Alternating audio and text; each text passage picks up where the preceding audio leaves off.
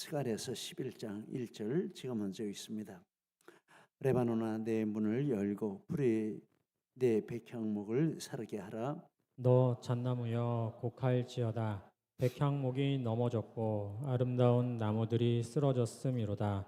바산의 상수리 나무들아 곡할지어다. 무성한 숲이 엎드러졌도다. 목자들의 곡하는 소리가 나며 그들의 영화로운 것이 쓰러졌음이로다. 어린 사자의 부르짖는 소리가 나며 이는 요단의 자랑이 쓰러졌음이로다. 여호와 나의 하나님이 이르시되 너는 잡혀 죽을 양떼를 먹이라. 사들인 자들은 그들을 잡아도 죄가 없다 하고 판자들은 말하기를 내가 부유하게 되었은즉 여호와께 찬송하리라 하고 그들의 목자들은 그들을 불쌍히 여기지 아니하는도다. 여호와가 말하노라 내가 다시는 이 땅 주민을 불쌍히 여기지 아니하고 그 사람들을 각각 그 이웃의 손과 임금의 손에 넘기리니 그들이 이 땅을 칠지라도 내가 그들의 손에서 건져내지 아니하리라 하시기로. 내가 잡혀 죽을 양떼를 먹이니 참으로 가련한 양들이라. 내가 막대기 둘을 취하여 하나는 은총이라 하며 하나는 연합이라 하고 양떼를 먹이세. 한 달 동안에 내가 그 새 목자를 제거하였으니 이는 내 마음에 그들을 싫어하였고 그들의 마음에도 나를 미워하였음이라. 9절 10절 같이 읽습니다. 내가 내가 이르되 이르되 내가 내가 너희를 너희를 먹이지 먹이지 아니하리라. 아니하리라. 죽는 죽는 자는 자는 죽는 죽는 대로 대로 망하는 망하는 자는 자는 망하는 망하는 대로 대로 나머지는 나머지는 서로 서로 살을 살을 먹는 먹는 대로 대로 드리라 드리라 하고 하고 이에 이에 은총이라 은총이라 하는 하는 막대기를 막대기를 취하여 취하여 꺾었으니 꺾었으니 이는 이는 모든 모든 백성들과 백성들과 세운 세운 언약을 언약을 폐하려 폐하려 하였습니다. 하였습니다. 아멘. 할렐루야. 오늘도 우리 가운데 우리 하나님 함께 하신 줄 믿습니다. 오늘 말씀은 은총과 연합 이런 제목을 잡았습니다. 지난번 말씀은 은혜 받은 백성이 구할 것 세 가지에 대한 말씀이었습니다. 첫째, 피를 구하는 것이라 1절에 피는 자연계에 직접적으로는 피를 상징하고 피를 의미하고 또 상징적으로는 성령을 가리키는 뜻이 있고 그래서 피를 구한다라는 말씀은 이제 성령의 은혜를 구한다 이런 뜻이 있습니다. 두 번째, 하나님을 의지하는 것을 구하고 12절에 하나님을 의지하는 것은 하나님을 잘 믿는 것이고 하나님을 잘 믿으면 아수르와 애굽이 해하지 못하고 덮는 자가 되게 하신다라고 했습니다. 우리나라가 지금 이런 은혜를 지금까지 이렇게 잘 누려왔다 이런 생각을 계속 이렇게 하게 됩니다. 세 번째로는 원수를 정복하는 것. 4절 5절 말씀 유다에게서 모퉁이 돌 말뚝 싸우는 활 권세 잡은 자들이 나오고 즉 용사들이 배출되어서 그들이 포도주를 마시고 즐거워하는 것처럼 기쁨으로 영적 싸움을 싸우고 대적을 물리친다 이렇게 말씀을 했습니다. 사도행전의 모든 기록과 교회사가 이것을 증명한다라고 말씀을 나누었습니다. 우리도 하나님께 이 세 가지를 구해서 응답을 받아야겠다 이런 말씀을 지난 시간에 나누고 이제 11장은 앞에 나오는 10장과는 좀 반대되는 이런 내용이 이제 나오고 있습니다. 예루살렘의 파괴와 참 목자의 순환에 대해서 이렇게 말씀을 하고 있습니다. 성경은 위로하고 격려하는 부분도 있고 또 책망하는 부분도 있고 또 이런 여러 가지 이렇게 교훈하는 부분도 있는데 여기서는 이제 이렇게 책망하는 것과 같은 이런 내용이 이렇게 나와 있습니다. 레바논에게 문을 열고 불이 레바논의 백향목을 사르게 하라 1절에 레바논아 내 문을 열고 불이 내 백향목을 사르게 하라. 레바논의 문을 여는 것은 적군이 레바논의 성문을 연다라는 뜻이 되겠습니다. 불이 레바논 백향목을 사르는 것은 레바논 백향목으로 지은 이 궁궐들을 파괴하고 불사르는 것을 가리킵니다. 또 적군이 이스라엘의 지도자들을 살상하는 이런 의미도 있습니다. 이 레바논 백향목이라는 것은 지도자들을 상징적으로 나타내는 뜻도 가지고 있습니다. 지도자들을 이렇게 살상한다. 적군이 그런 뜻. 그리고 2절에 보니까 너 잣나무여 곡할지어다 백향목이 넘어졌고 아름다운 나무들이 쓰러졌음이로다. 바산의 상수리 나무들아 곡할지어다 무성한 숲이 엎드러졌도다. 이렇게 말씀을 합니다. 잣나무, 상수리 나무, 숲 이런 것들은 일반 백성을 상징하는 뜻이 되겠습니다. 그래서 백향목이 쓰러지고 그 결과 잣나무, 상수리나무 이런 것들이 엎드러지고 이렇게 곡하는 것은 나라가 무너짐으로 일반 백성들이 살상과 고난을 당하는 이런 것을 가리키고 있겠습니다. 이렇게 지도자로부터 백성에게 이르기까지 이제 이런 순환을 이스라엘이 당한다라는 것을 이런 비유로 말씀을 해주시고, 그런 중에 이제 하나님께서 4절부터 보면 이제 양떼를 먹이는 이런 말씀이 나와 있습니다. 4절에 여호와 나의 하나님이 이르시되 너는 잡혀 죽을 양떼를 먹이라. 잡혀 죽을 양떼는 이제 이와 같이 잘못된 지도자들을 만나서 이제 고난에 처하게 되는 이런 백성들을 가리키는 뜻이 있겠습니다. 거짓 목자라고 이렇게 했습니다. 잡혀 죽을 양떼를 치는데 이렇게 거짓 목자를 만났다라고 하는데, 이 거짓 목자에 대한 모습이 5절에 나오고 있습니다. 그들은 양떼를 불쌍히 여기지 않는다라고 하고 있고, 또 판자들은 내가 부유하게 되었으니 여호와를 찬송하리라 이렇게 말하고, 사들인 자들은 우리가 그것을 샀으니 우리는 그것을 잡아도 죄가 없다 이렇게 말을 하고, 이 거짓 목자들의 이런 모습을 이렇게 말하고 있는데, 그 특징을 다시 한번 정리를 해보면, 이 말들로 정리를 해보면 거짓 목자들은 양떼에는 관심이 없다 이렇게 보겠습니다. 거짓 목자들의 중심은 이제 물질 또 세상적인 이런 추구하는 것들, 그런 것들이라고 하겠습니다. 양떼를 불쌍히 여기지 않으니까 양떼에 관심이 없고, 부유하게 돼서 하나님 찬양한다 하니까 중심이 물질에 있고, 그래서 양떼를 가지고 자기들의 욕심을 채우는 이런 방편으로 삼는다라는 것입니다. 그들이 하는 사역의 목적도 이런 세상적인 욕망을 채우는 것이라. 가깝게는 이렇게 여기서 나오는 대로 하면 이제 물질적인 이런 욕심을 채우는 것이라 이렇게 말씀을 하고, 그것이 채워지면 무조건 하나님 축복이고 하나님을 찬양한다 이렇게 합니다. 그러면서도 자기들은 죄가 없다, 우리가 샀으니 죄가 없다, 이렇게 잡아도 죄가 없다, 좀 죄가 없다는 이런 확신을 가지고 있고, 만약에 이게 죄인데라는 이런 생각을 가지면 그렇게 하겠습니까? 하라고 해도 하나님 겁이 나서 못하겠죠. 그런데 참 이상하게 이게 죄라는 생각이 안 들고, 당연한 것이라는 생각이 들고, 권리라는 생각이 들고, 그러니까 그렇게 한다라고 보겠습니다.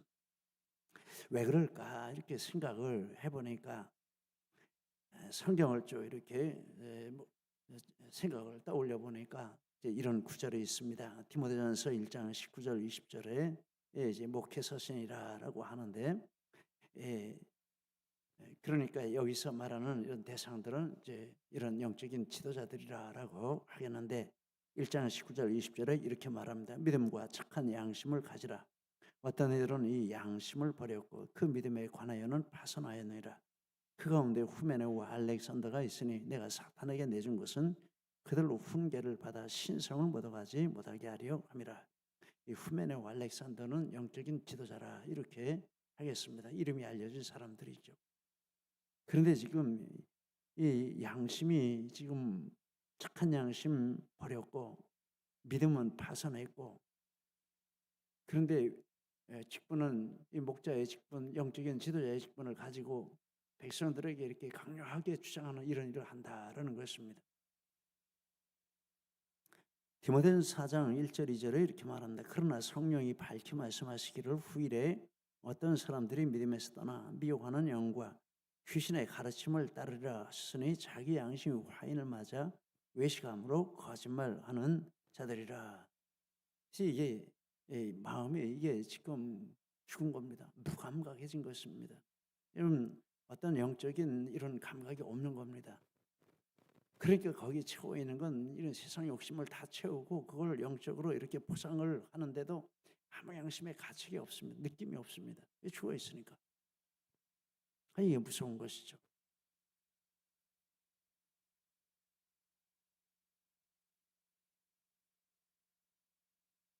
꼭 영적인 이런 지도자의 자리에 있는 사람들뿐만 아니라 사회 각계각층의 그런 권력을 행사할 수 있는 사람들에게 영향을 끼칠 수 있는 자리에 있는 모든 사람에게도 해당이 된다. 이렇게 생각을 해보게 됩니다. 이제 다음 주에 대통령 선거 있지 않습니까? 항상 모일 때마다 기도하는데 정말 하나님이 권력이 목적인 자를 세우지 마시고 그러면 안 되죠. 정말 하나님이 그것을 사명으로 알고 또 하나님 앞에 두려워 떨며 그 자리에 설 수 있는 이런 사람을 세워주시는 이런 기도를 우리가 해야 한다. 이렇게 늘 말씀을 드립니다. 정말 그런 중심을 가지고 하나님 말씀을 가지고 비추어 봐서 양심적으로 투표하십시오. 뭐 이 사람 투표하라 저 사람 투표하라 이렇게 말할 필요도 없습니다.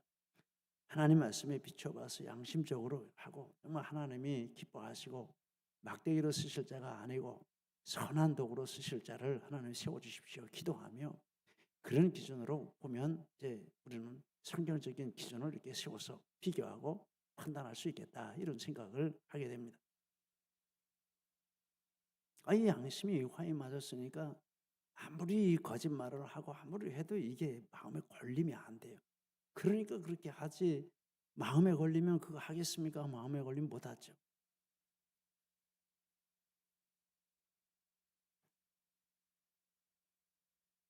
이렇게 거짓 지도자들이 이런 자리에서 이렇게 행하니까 하나님이 하시는 말씀이 그 주민들을 불쌍히 여기지 않으시고 이웃나라의 손에 넘기신다. 6절에 내가 다시는 이 땅 주민을 불쌍히 여기지 아니하고 그 사람들을 각각 그 이웃의 손과 임금의 손에 넘기리라. 거짓 목자를 따르는 백성들에게 이런 운명이 되게 하신다 말씀을 합니다. 그런데 이웃 나라에 넘기시고 건져내지도 않으신다라고 하십니다. 6절에 보니까 그들이 이 땅을 칠지라도 내가 그들의 손에서 건져내지 아니하리라. 이 말씀이 이스라엘 역사에서 그대로 성취가 됐습니다. 하나님께서는 이스라엘과 유다에게 참목자들을 부지런히 보내셨습니다. 역대하 36장 15절에 그 조상들의 하나님 여호와께서 그의 백성과 그 거하시는 곳을 아끼사 부지런히 그의 사신들을 그 백성에게 보내어 이르셨으나 그런데 백성이 그 참된 목자들을 거부하고 거짓된 목자들을 이렇게 신봉하고 따라가는 이런 행동을 했습니다. 역대하 36장 16절에 그의 백성이 하나님의 사신들을 비웃고 그의 말씀을 멸시하며 그의 선지자들을 욕하여 여호와의 진노를 그의 백성에게 미치게 하여 회복할 수 없게 하였으므로 그래서 하나님께서 이스라엘과 유다 백성을 대적의 손에 넘기시는 이런 일을 하셨습니다. 36장 17절에 하나님이 갈대 왕의 손에 그들을 다 넘기심에 그가 와서 성전에서 칼로 청년들을 죽이며 청년 남녀와 노인과 병약한 사람을 긍휼히 여기지 아니하였다. 이렇게 말씀을 하고 있습니다. 앞에 말씀드린 1절에서 3절은 이제 이런 결과를 미리 앞부분에 이렇게 결과를 먼저 말씀을 하신 것이라 이렇게 보겠습니다. 그러면서 하나님께서 스가랴에게 양떼에게 대해서 이렇게 하라는 말씀이 나와 있습니다.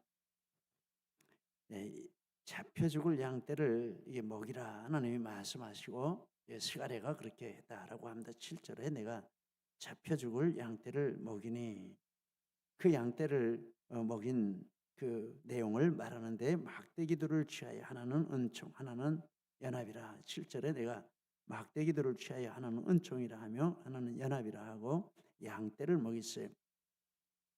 은총은 하나님께서 하나님의 백성과 맺어주신 은혜로운 언약을 가리키는 것이고 연합은 하나님과 하나님의 백성이 이 은혜로운 언약을 중심으로 이렇게 연합을 한다라는 뜻입니다.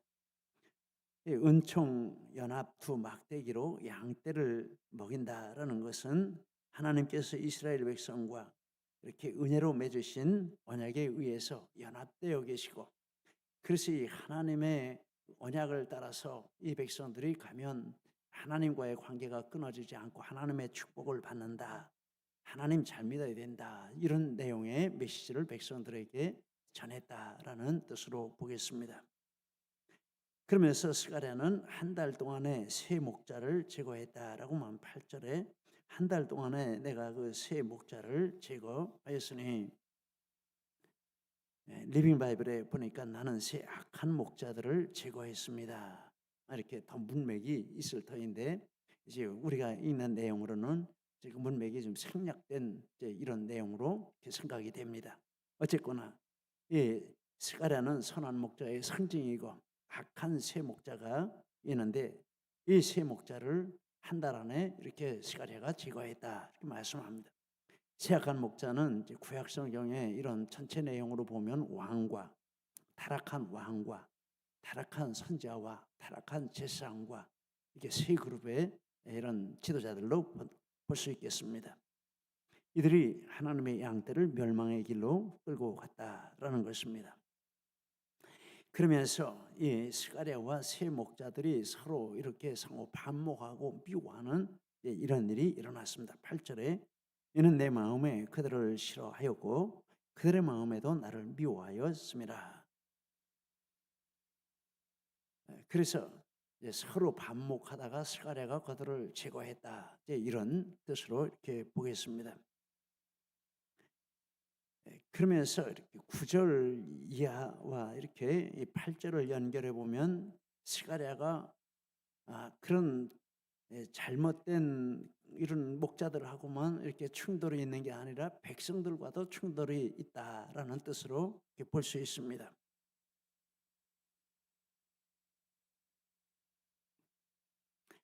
타락한 목자들을 따르는 백성들이 스가랴를 싫어했고 또 스가랴가 그들을 싫어했다, 이런 뜻으로도 이렇게 볼 수 있습니다.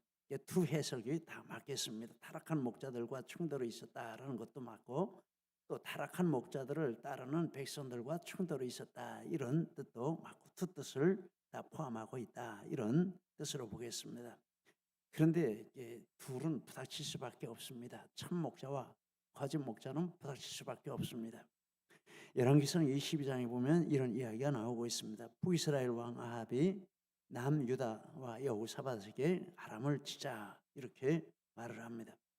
여호사밧은 선지자에게 묻자, 이렇게 했는데 아합이 선지자 400명을 불렀는데 이들이 다 거짓 목자였습니다. 100% 아합의 편에 서서 전쟁에 나가는 게 하나님의 뜻이고 나가면 이긴다라고 했습니다. 여호사밧은 다른 선지자는 없느냐라고 했고, 아합은 감옥에 한 사람이 있는데 그 사람은 나한테 항상 나쁜 말만 해서 내가 감옥에 가뒀다, 이렇게 말을 했습니다. 미가야라는 선지자인데, 그런데 미가야를 불러내니까 미가야가 아합이 전쟁터에 나가는 것은 하나님의 뜻이 아니고 전쟁터에 나가면 아합은 죽는다, 이런 말을 했습니다. 그래서 또다시 이렇게 감옥에 갇혔습니다. 그런데 이런 말을 하니까 거짓 선지자의 대표인 시드기야가 와가지고 미가야의 뺨을 치면서 하나님이 나한테 이런 말씀하셨는데 너 거짓말하지 말라, 이렇게 하면서 이렇게 뺨을 치고 박해를 한 내용이 나와 있습니다. 그러면 이제 스가랴도 당대에 스가랴 시대에도 거짓 선지들이 있었겠죠. 이 느헤미야서에 보면 뒤에 보면 이렇게 대적들하고 연결돼 가지고 혼인 인척 관계를 맺고 뭐 주고받고 이렇게 하고 성전에다가도 뭐 그 방을 만들어 놓고 뭐 이런 일 있지 않습니까? 그 느헤미야가 화가 나 가지고 이렇게 했다는 내용도 이렇게 나오고 있습니다. 스가랴가 그 시대니까 거짓 선지자들이 얼마나 많았겠습니까? 그런 사람들과 이렇게 관계를 이렇게 배경으로 두고 스가랴가 지금 이런 말을 한다라고도 하겠습니다. 백성이 참 목자를 몰라보고 박해하는 이런 일도 참 부지기수다라고 하겠습니다. 이스라엘 역사, 유다 역사를 보면 백성이 이렇게 참 선지자를 박해한 역사라고 보겠습니다.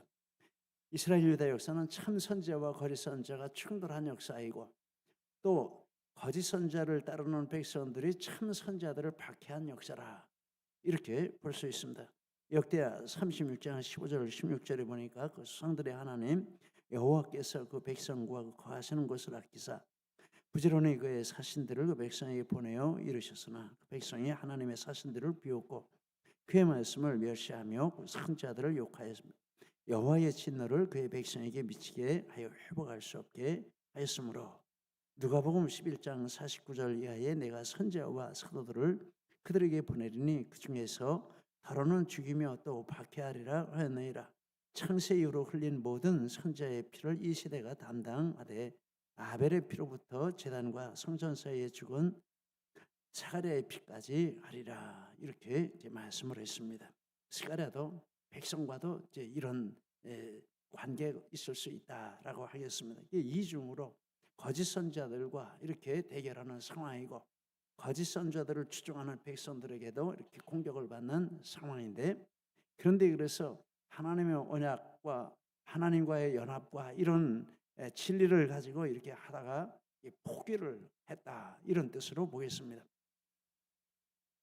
양떼를 먹이지 않겠다 9절에 보니까 내가 이르되 내가 너희를 먹이지 아니하리라. 죽는 자는 죽는 대로, 망하는 자는 망하는 대로, 나머지는 서로 살을 모는 대로 두리라, 이렇게 이야기를 하고 목양 포기를 선언한 것입니다.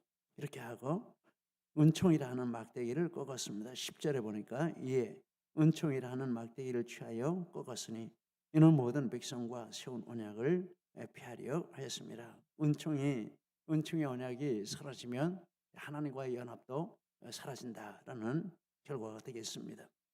이것이 이스라엘 역사를 이렇게 보여주는 그림입니다. 그러면 스가랴가 이런 일들을 실제로 했느냐라고 할 때 그런 것 같지는 않습니다만, 환상으로 하나님이 스가랴에게 이런 것들을 이렇게 보게 하시고 또 환상 가운데 이제 이런 일들을 이렇게 경험하게 하신 것을 기록을 했다라고 하겠습니다. 이런 일을 할 시간이 스가랴에게 이렇게 과거에 있었는지 모르지만 스가랴서를 보면 그렇게 할 시간은 없었던 것 같습니다. 환상으로 보여주시면서 이스라엘 역사가 이러하다라는 것을 이렇게 교훈을 하시고 그것을 이스라엘 백성에게 이렇게 말씀을 해주시는 것이라, 이렇게 보겠습니다.